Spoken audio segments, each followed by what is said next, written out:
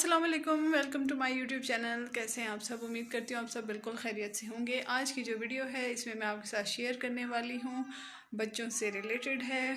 बच्चों में अक्सर कॉन्स्टिपेशन का इशू हो जाता है और वो इतना ज़्यादा होता है जो एक मदर के लिए बहुत ज़्यादा परेशानी हो जाती है कि बच्चे को कॉन्स्टिपेशन हो रहा है और उसको ऐसा क्या दूं जिसकी वजह से वो बच्चा जो है वो सेट हो जाए और इसके पीछे क्या रीज़न है। आज आपको इस वीडियो में बताऊंगी कि बच्चों की कॉन्स्टिपेशन के पीछे क्या रीज़न होती है। बच्चा जैसे ही 6+ का होता है तो हम उसको सॉलिड देना शुरू कर देते हैं। तो स्टार्ट में तो हम उसको कोई भी सीरियल देते हैं, लाइक जो कॉमन है जैसे सिरिलैक हम बच्चे को देते हैं। तो सिरिलैक जो है वो हम एक टाइम देते हैं बच्चे को, तो आहिस्ता आहिस्ता हम उसकी क्वांटिटी को बढ़ाते जाते हैं। और तो सिरिलैक जो है अगर बच्चे को देते हैं तो एक टाइम, अगर जैसे बच्चा 6+ का हुआ है, हम उसको एक टाइम दे रहे हैं तो उसको कॉन्स्टिपेशन का इशू नहीं हो रहा, वो बिल्कुल सेट जा रहा है। तो जैसे ही टाइम गुजरता है तो सिरिलैक की क्वांटिटी को हम जैसे पहले एक दफ़ा दे रहे थे तो अब 2 दफ़ा देने लगे। तो सिरिलैक जो है उससे फिर बच्चे को कॉन्स्टिपेशन शुरू हो जाती है। तो फिर उसके बाद बच्चे को कॉन्स्टिपेशन का इशू शुरू होने लग जाता है और ये बहुत कम बच्चों को भी होता है और हो सकता है कि ज़्यादा बच्चों को भी होता हो। इसके अलावा बच्चा जैसे ही बड़ा होता गया, हमने और फूड उसको ट्राई कराया, आहिस्ता आहिस्ता हर चीज़ खाने को देते गए, तो कभी बच्चा ठीक है तो कभी कॉन्स्टिपेशन का इशू है, तो कभी या तो कंटिन्यूसली कॉन्स्टिपेशन है। बच्चा सॉलिड लेना शुरू करता है, कॉन्स्टिपेशन का इशू बहुत कॉमन है, बच्चों को हो जाता है। तो मैंने क्या किया, मैंने अपनी बेटी को सॉलिड स्टार्ट कराया। तो जब मैंने 6+ की हुई तो मैंने उसको सिरिलैक स्टार्ट कराया। उसके बाद आहिस्ता आहिस्ता जब मैंने 2 टाइम्स देने लग गई, फिर 3 टाइम्स, तो मैंने ख़ुद भी ये अपने बच्चे का फेस किया है कि ये इशू जो है ये बच्चों को हो जाता है। इसके लिए जो है मैंने बहुत सारे, एक सिरप आता है बोनिसान सिरप, तो अक्सर वो डॉक्टर भी कहते हैं बच्चे को दें।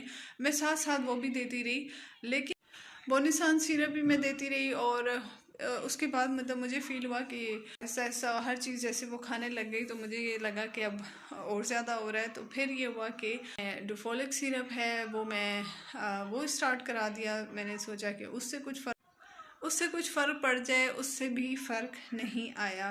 तो मैंने फिर ये देखा कि मैं उसको सिरिलैक तो मैंने बहुत कम टाइम दिया, वो मैंने उससे बहुत जल्दी ख़त्म करवा दिया था। सिरिलैक के अलावा मैं बाकी चीज़ें उसको देने लग गई थी। अगर हम बच्चे को कंटिन्यूसली एक ही चीज़ देते रहें पूरे दिन में 3 टाइम्स, तो वो भी कॉन्स्टिपेशन का मसला करता है। जो मैं 3 टाइम दे रही थी वो मैंने एक टाइम कर दिया और जो बाकी 2 टाइम रह गए, लाइक दोपहर का टाइम और फिर जैसे रात का टाइम है, तो उसमें मैं उसको कुछ और ट्राई करवाती थी।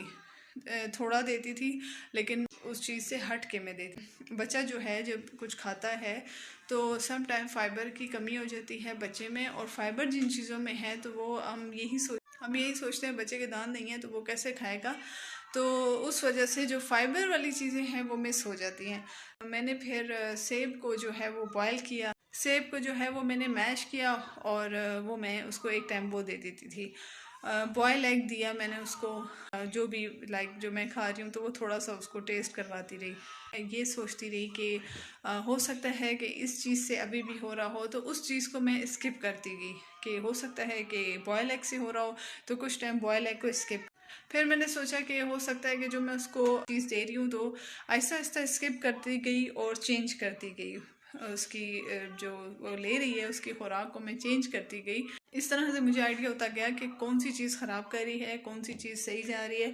तो जो सही मुझे लगा तो वो मैं देती गई।